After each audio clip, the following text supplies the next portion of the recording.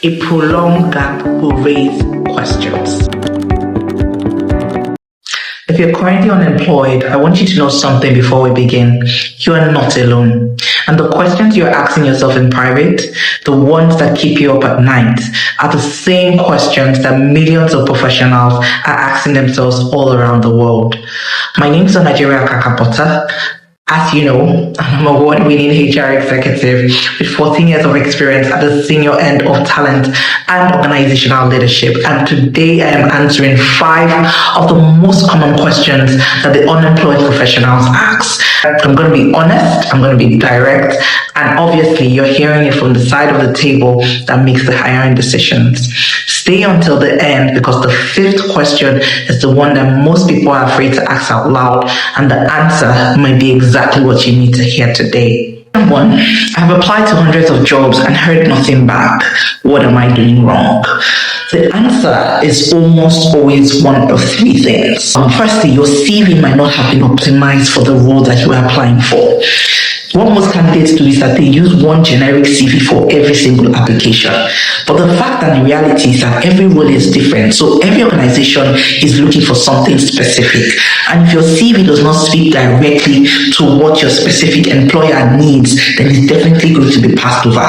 Not because you're unqualified, but because you did not make the connection clear enough for the person reading it in the first 30 seconds. The second possibility is that you are applying on the wrong platforms, or you are applying too broadly. Maybe you are casting your CV across every available vacancy without any strategic targeting.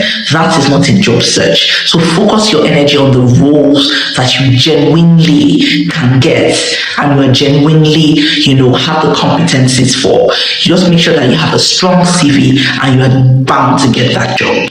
The third possibility, and this one is the one that most people miss, is that your application is being filtered out before a human being gets to see it. I've said this many times. Many organizations use what we call an applicant tracking system. So if your CV does not contain the right language for that role, it never reaches a hiring manager.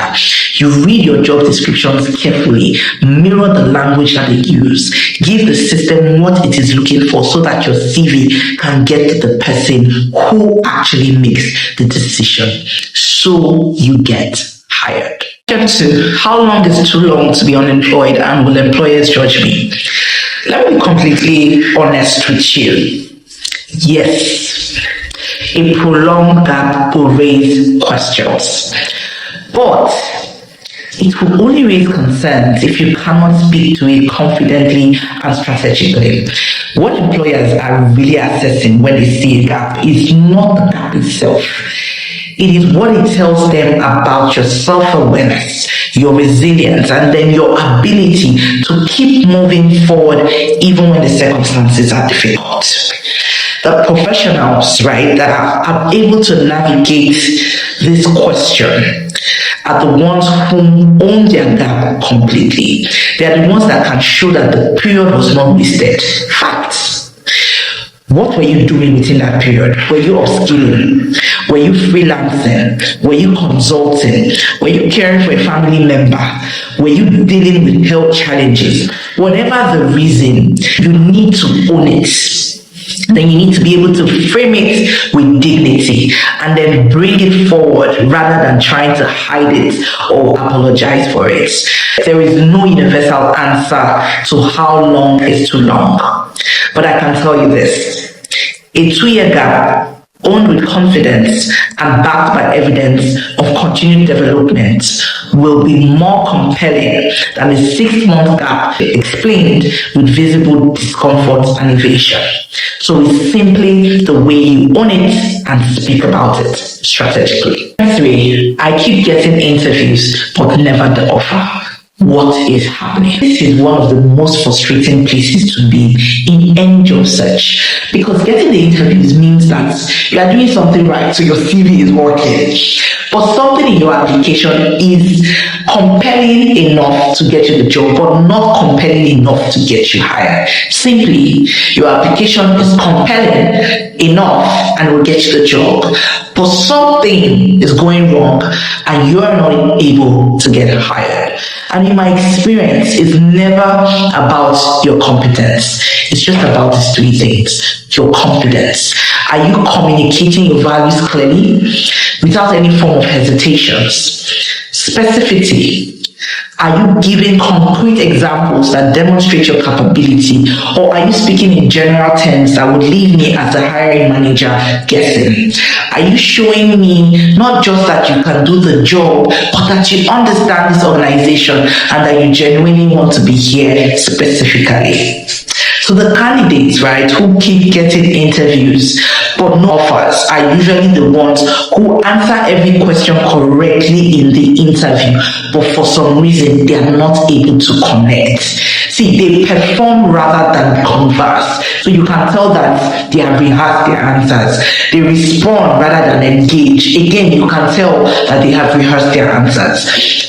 The reality is that the interview is not a test that you pass by giving the right answers. It is a conversation from your heart that you win by making the person on the other side of the table feel absolutely certain that you are the right choice.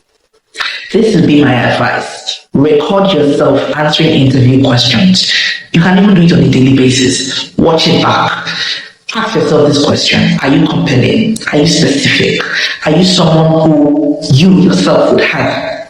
Be honest, because the hiring manager is definitely going to be honest with you as well. Therefore, should I take a job below my qualification just to end unemployment? See, this is a deeply personal decision, and I will not give you a blanket answer, but I will give you a framework for thinking about it clearly. You need to ask yourself three questions. First, will this role keep me active and visible in my industry?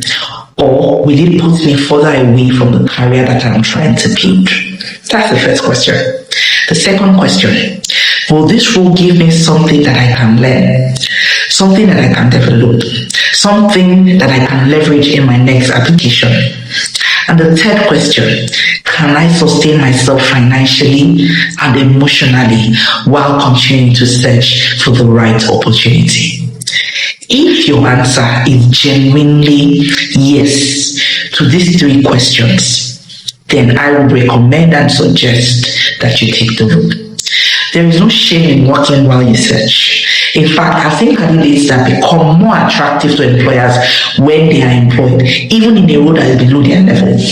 But employment signals momentum.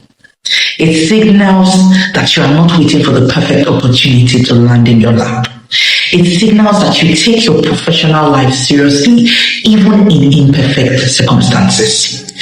But if taking that role will compromise your professional brand, if it will consume all your time or your energy, if it will pull you in a direction that has nothing to do with where you are going, then be more selective about what you accept. Every decision has a cost. So make sure that you understand what exactly you are trading. Make sure you understand what decision will benefit you, benefit your career, and benefit your future. 5. How do I stay motivated when the job search keeps failing? See, this question is one that most people are afraid to ask. And behind it is the real question, is something wrong with me? And the answer is no. There is nothing absolutely wrong with you.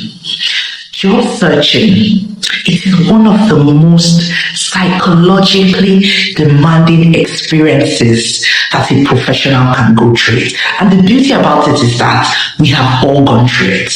It is repetitive, it is uncertain, it is filled with silence, it is filled with rejection, and it is that kind of waiting that makes you question your value in ways that have nothing to do with your actual worth.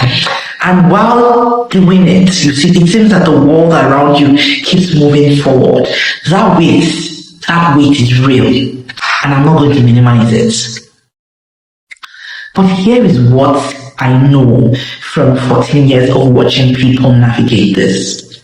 The professionals who break through are the ones that never doubted that they can. It's a mindset game. They're the ones who refuse to let the doubt make the decisions. They just kept going. They keep going. Not because sometimes they feel uncertain, but because they chose to act. They chose to move forward. They chose never to give up despite the uncertainty. So protect your routine. Structure your days as if you're employed. Set specific hours for your job search and ensure that you honor them. Invest in your skills during the hours that you are not searching. Stay connected to people in your industry and give yourself permission to rest without guilt.